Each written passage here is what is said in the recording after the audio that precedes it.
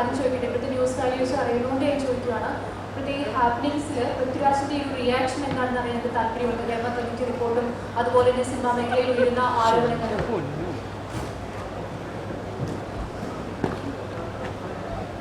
Hema commission റിപ്പോർട്ടും അതിനോടനുബന്ധിച്ചുള്ള സംഭവങ്ങളെ കുറിച്ച് നിങ്ങൾക്ക് ചോദിക്കാനുണ്ടാകുമെന്ന് എനിക്കറിയാം, പറയാൻ എനിക്കുമുണ്ട്. ഞാൻ ചോദിക്കുന്നത്, ഈ ഫോഴ്സ കൊച്ചിയെ കുറിച്ച് എന്തെങ്കിലും ചോദ്യങ്ങളുണ്ടെങ്കിൽ അത് ചോദിച്ച് നമ്മൾ ഉത്തരം പറഞ്ഞതിന് ശേഷം ഇവരെ നമുക്ക് വേദിയിൽ നിന്നും ഒഴിവാക്കിയിട്ട് ഞാൻ സംസാരിച്ചാൽ മതിയോ?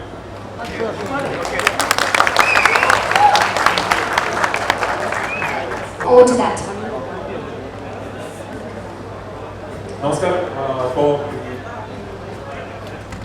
ഹേമ കമ്മീഷൻ റിപ്പോർട്ട് പുറത്തു വരുന്നതിന് ഒരു 2 ദിവസങ്ങൾക്ക് മുമ്പോ മറ്റോ ആണ് ഇന്ന് ഈ ചടങ്ങിന്റെ നടപടിക്രമങ്ങൾ, ഇതിന്റെ ഇവന്റ് ഫ്ലോ എന്താണ് എന്ന് ഇതിന്റെ സംഘാടകർ തീരുമാനിച്ചു. അപ്പൊ അന്ന് തന്നെ പ്രസ്സുമായിട്ട് ഇതുപോലൊരു കൂടിക്കാഴ്ചയുണ്ട് എന്ന് തീരുമാനിച്ചിരുന്നു. റിപ്പോർട്ട് പുറത്തു വന്ന പശ്ചാത്തലത്തിൽ തീർച്ചയായിട്ടും ഈ പ്രസ് മീറ്റിൽ അതിനെക്കുറിച്ച് ചോദ്യങ്ങളുണ്ടാകും എന്നെനിക്ക് അറിയാവുന്നത് കൊണ്ട് തന്നെ ആദ്യം ഞാൻ സംഘാടകരോട് പറഞ്ഞത്, ഫോഴ്സ കൊച്ചിയുടെ പ്രസ് മീറ്റ് കഴിഞ്ഞാൽ അതിനെക്കുറിച്ചുള്ള ചോദ്യങ്ങൾ ചോദിക്കാൻ അവർക്ക് അവസരമുണ്ടാകണം, ഉത്തരം പറയാൻ എനിക്ക് സമയവും ഉണ്ടാകണം.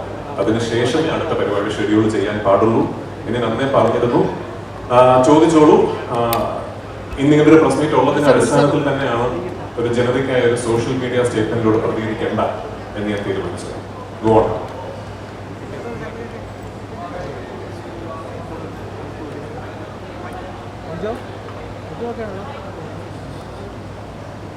ഹലോ, സിനിമാ മേഖലയിൽ ഹേമ കമ്മിറ്റി റിപ്പോർട്ട് വന്നതിന് ശേഷം തുടർച്ചയായിട്ട് വിക്കറ്റുകൾ ഓരോന്നായിട്ട് വീണുകൊണ്ടിരിക്കുകയാണ്. ഇതിനെ എങ്ങനെ മറികടക്കും? ഇത് സിനിമാ മേഖലയിൽ എങ്ങനെ ബാധിക്കും? സൂപ്പർ സ്റ്റാറുകളെ എങ്ങനെ ബാധിക്കും? അറിയില്ല. എങ്ങനെ ബാധിക്കണമോ അങ്ങനെ തന്നെ ബാധിക്കണം. ഇത് ആരോപണങ്ങൾ ഉണ്ടെങ്കിൽ പഴുതടച്ചുള്ള അന്വേഷണങ്ങൾ ഉണ്ടാകണം. അന്വേഷണത്തൊടുവിൽ കുറ്റകൃത്യങ്ങൾ തെളിയിക്കപ്പെട്ടാൽ മാതൃകാപരമായ ശിക്ഷാ നടപടികൾ ഉണ്ടാകണം. അങ്ങനെ തന്നെ ഇതിനൊരു അവസാനം ഉണ്ടാകാൻ സാധിക്കുകയുള്ളൂ.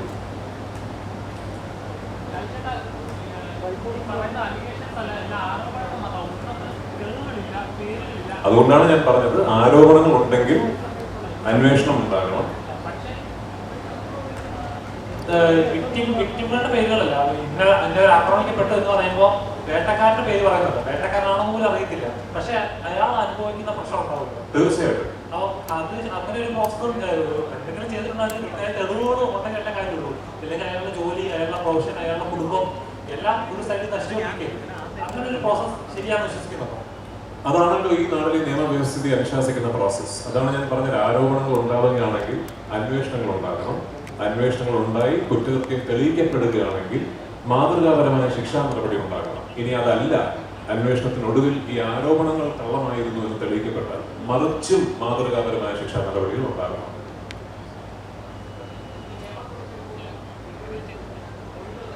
മൈക്കിൽ സംസാരിക്കണം. ഈ ഹേമ കമ്മിറ്റി റിപ്പോർട്ടിൽ ഇരകൾ പല പേരുകളും പറഞ്ഞപ്പോൾ ആ പേരുകൾ പുറത്തുവിടണമെന്ന് ആവശ്യപ്പെട്ടത്. ഇല്ല, ഇരകളുടെ പേരുകൾ മാത്രമാണ് സംരക്ഷിക്കപ്പെടേണ്ടത് നമ്മുടെ നാട്ടിലെ നിയമവ്യവസ്ഥിതി അനുസരിച്ച്. ആരോപണ വിധേയരുടെ പേരുകൾ സംരക്ഷിക്കപ്പെടാൻ ഒരു നിയമവ്യവസ്ഥിതി ഇന്ന് നാട്ടിൽ ഇല്ലാത്തിടത്തോളം കാലം അത് പുറത്തുവിടുന്നതിൽ നിയമ തടസ്സങ്ങളുണ്ടെന്ന് ഞാൻ കരുതുന്നില്ല. So it's up to the government. ആ കമ്മിറ്റി റിപ്പോർട്ടിലുള്ള പേരുകൾ പുറത്തു വിടണോ വിടണ്ടേ എന്നുള്ള തീരുമാനം എടുക്കുന്നത് ഞാനോ നിങ്ങളോ അല്ല, അധികാരത്തിരിക്കുന്ന ആൾക്കാരാണ്. By all means. രാജു, ഈ ഒരു റിപ്പോർട്ട് കണ്ടപ്പോൾ മലയാള സിനിമയിലെ ഒരു സീനിയർ ആർട്ടിസ്റ്റ് എന്ന രീതിയിൽ ഒരു ഞെട്ടൽ ഉണ്ടായിരുന്നു. സിനിമയ്ക്കുള്ളിൽ ഇങ്ങനെ ഒരു സംഭവങ്ങളൊക്കെ നടക്കുന്നു എന്ന് കണ്ടിട്ട് ഞാൻ എന്തിനാണ് ഞെട്ടുന്നത്? ഹേമ കമ്മീഷനുമായിട്ട് ആദ്യം സംസാരിച്ച ആൾക്കാരിൽ ഒരാളാണ്. ഈ റിപ്പോർട്ട് സമർപ്പിക്കപ്പെടുന്നത് സിനിമാ മേഖലയിൽ സ്ത്രീകൾ നേരിടുന്ന പ്രശ്നങ്ങളെ കുറിച്ച് സമഗ്രമായ ഒരു പഠനം നടത്തുവാനും അതിനെ തുടർന്ന് എങ്ങനെ ഒരു സേഫ് വർക്ക് സ്പേസ് ക്രിയേറ്റ് ചെയ്യാൻ സാധിക്കും എന്നുള്ളതിനെ കുറിച്ച് ചിന്തിക്കാനും വേണ്ടിയാണ്. അപ്പോൾ ഈ റിപ്പോർട്ട് പ്രസിദ്ധീകരിച്ചു എന്നുള്ളതിൽ ഞാൻ എന്തിനാണ് ഞെട്ടുന്നത്? അതിൽ കുറ്റകൃത്യങ്ങൾ ചെയ്തിട്ടുള്ള ആൾക്കാരെ കണ്ടെത്തിയിട്ടുണ്ടെങ്കിൽ ഈ തുടർന്ന് എന്താണ് നടക്കാൻ പോകുന്നത്, തുടർന്നുള്ള നടപടികൾ എന്താണെന്ന് അറിയാൻ നിങ്ങളെപ്പോലെ തന്നെ എനിക്കും ആകാംക്ഷയുണ്ട്.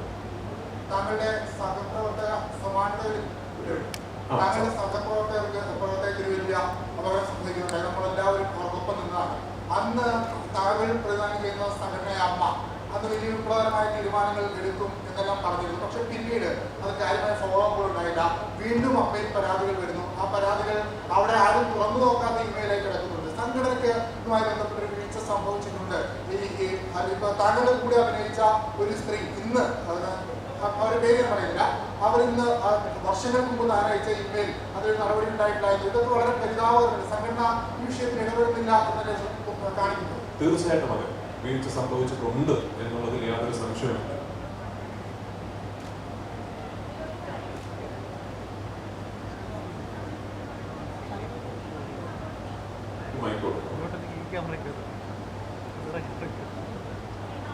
അല്ല, ഒരു വർക്കിംഗ് ആയിക്കോളൂ.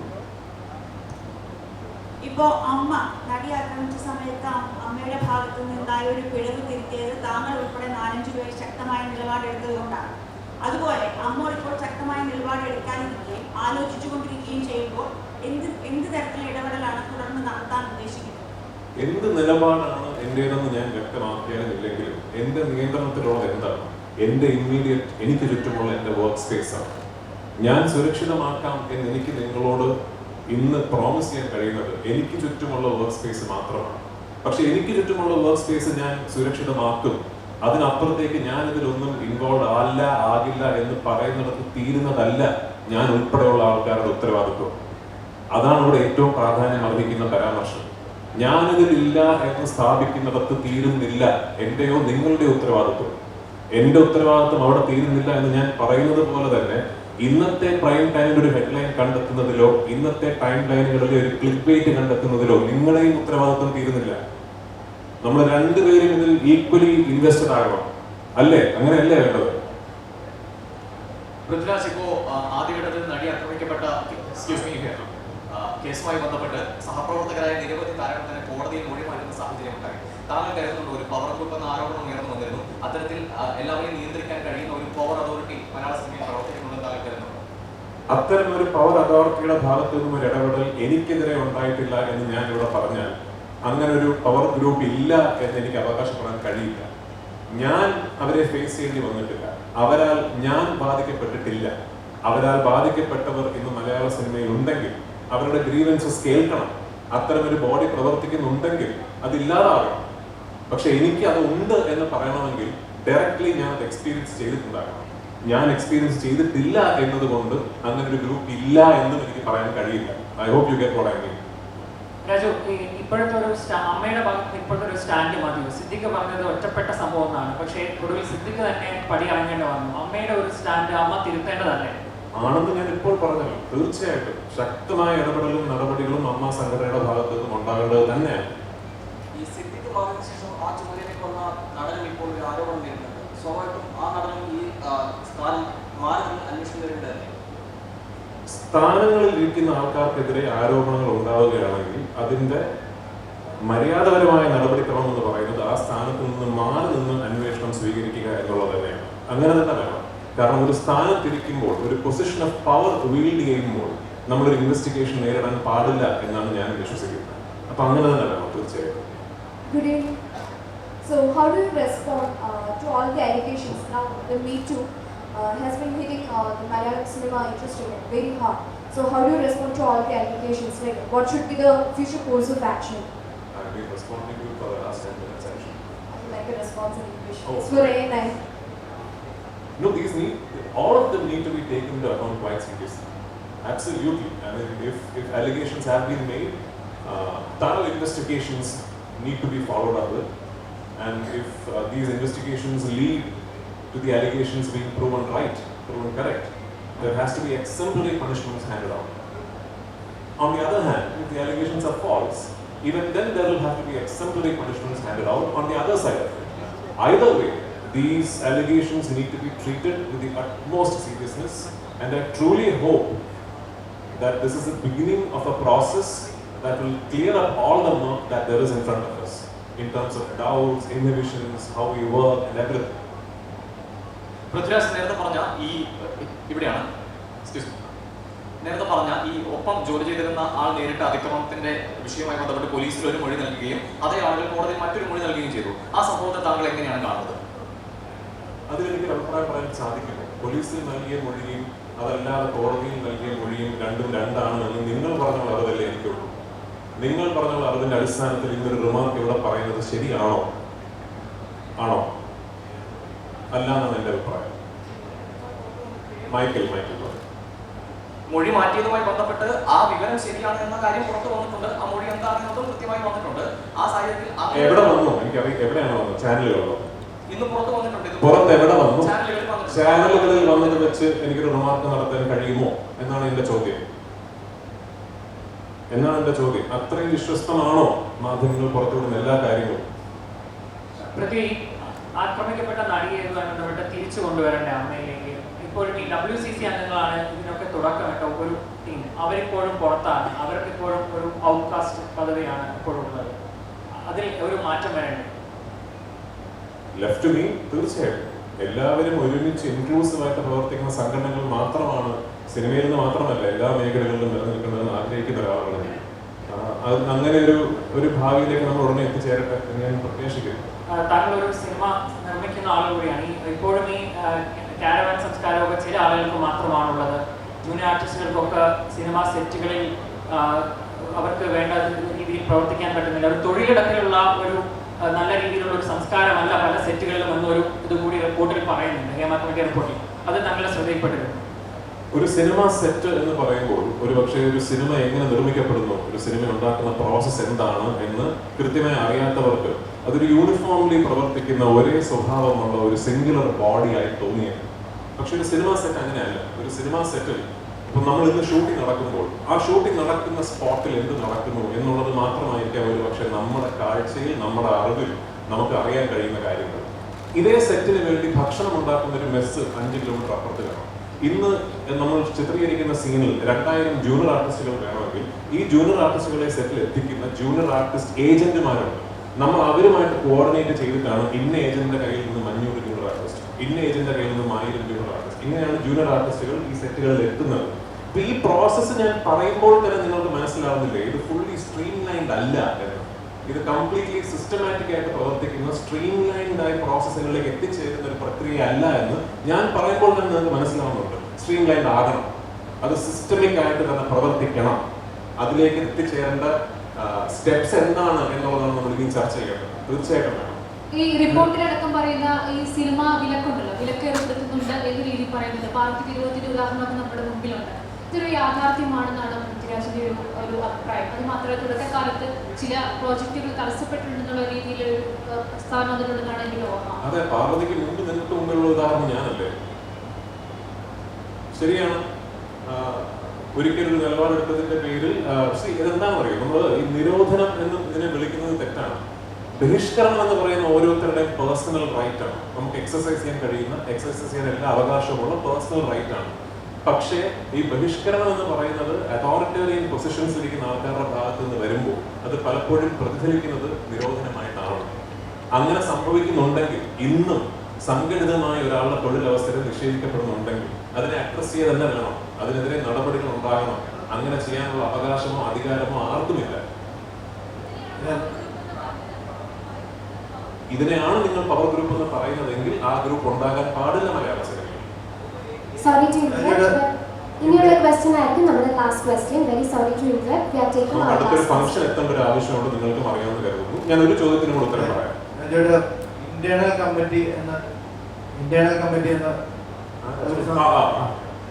കമ്മിറ്റി എന്ന സംവിധാനം ഷൂട്ടിംഗ് ലൊക്കേഷനുകളിൽ ഏർപ്പെടുത്തണമെന്ന് പറഞ്ഞു. അത് ഫലവത്തായിട്ട് നടപ്പാക്കുന്നുണ്ടെന്ന് കൃത്യമായിട്ട് രാജുവിന്റെ ഒരു ഇത്ര അതിനുശേഷം ഉള്ള ഷൂട്ടിംഗ് സ്ഥലത്ത് അനുഭവപ്പെട്ടിട്ടുണ്ടോ? കൃത്യമായിട്ട് നടത്തപ്പെടുന്നുണ്ട് അല്ലെങ്കിൽ അതിന് കൃത്യമായ എന്റെ സെറ്റിൽ നടപ്പാക്കുന്നുണ്ട് എന്ന് ഞാൻ പറഞ്ഞാൽ അവിടെ തീർന്നോ ഈ വിഷയം?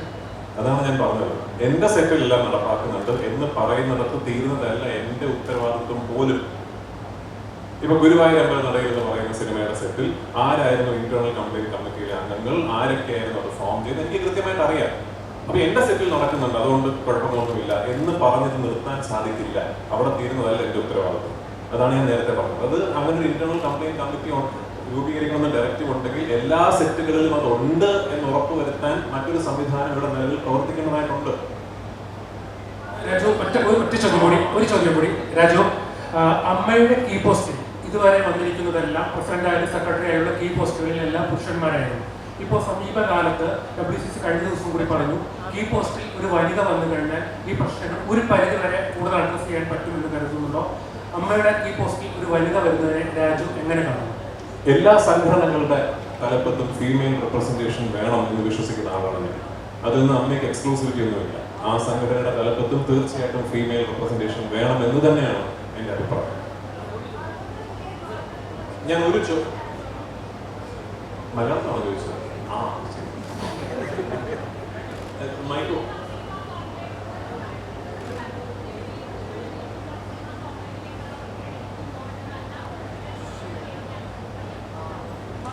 ആ സിനിമ കോൺക്ലേവ് ഈ പ്രശ്നങ്ങൾ പരിഹരിക്കാൻ കൂടി ഉപകാരപ്പെടട്ടെ എന്നാണ് ഞാൻ പറയുന്നത്.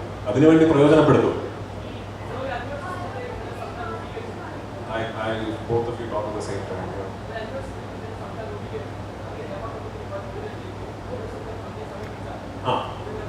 തീർച്ചയായിട്ടും ഒരു സംശയം വേണ്ട. ഇങ്ങനെ ഒരു പ്രശ്നത്തിന് പരിഹാരം കാണാൻ എന്നാൽ ചെയ്യാൻ സാധിക്കുന്ന എല്ലാം ഞാൻ ചെയ്യും.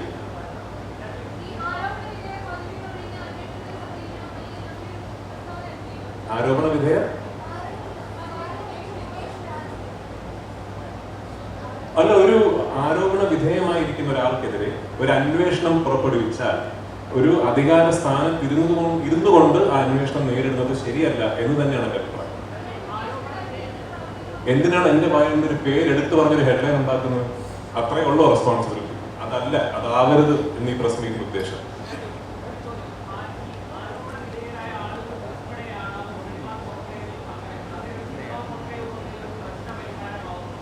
അറിയില്ല, ആകണം എന്നാണ് എൻ്റെ ആഗ്രഹം. ഈ ഒരു അവസ്ഥയിൽ നടത്തുന്ന കോൺക്ലേവ് ഈ ഒരു പ്രശ്ന പരിഹാരത്തിലേക്ക് കോൺട്രിബ്യൂട്ട് ചെയ്യാൻ സാധിക്കട്ടെ എന്ന് പ്രത്യാശിക്കാൻ മാത്രമല്ലേ എനിക്ക് സാധിക്കൂ. സമയം കഴിഞ്ഞു. ഒരു കാര്യം കൂടി എനിക്ക് പറഞ്ഞു നിർത്താനുണ്ട്. തീർച്ചയായിട്ടും വളരെ ഗൗരവത്തിൽ ഹേമ കമ്മീഷൻ റിപ്പോർട്ടിലെ കണ്ടെത്തലുകൾ അന്വേഷിക്കണം. കുറ്റാരോപിതർ കുറ്റം ചെയ്തിട്ടുണ്ട് എന്ന് തെളിയിക്കപ്പെട്ട, ഞാൻ നേരത്തെ പറഞ്ഞതുപോലെ തന്നെ മാതൃകാപരമായ ശിക്ഷകൾ നടപ്പാക്കണം. ഒരു കാര്യം വിസ്മരിക്കാൻ പാടില്ലാത്തത്, ഇങ്ങനെ ഒരു തിരുത്തൽ, ശരിയായ ദിശയിലേക്കുള്ള ഒരു വഴിമാറ്റി വിടൽ ആദ്യം നടന്നത് മലയാള സിനിമയിലാണ് എന്ന് ഇന്ത്യൻ സിനിമാ മേഖലയുടെ ചരിത്രം ഒരിക്കൽ രേഖപ്പെടും. അത് നടന്നത് സിനിമാ മേഖലയിലാണ് എന്ന ചരിത്രം നിങ്ങളെ ഓർമ്മപ്പെടുത്തും. അത് നമ്മൾ എല്ലാവരും മറക്കാൻ പാടില്ലാത്തത്. Thank you so much, Rajendra. You have ignited a new era of passion, pride and sportsmanship in India and as a whole. Kerala, so ningle ellavareyum njan nammade Fusa Kochi FC official launch ceremony which is going to happen very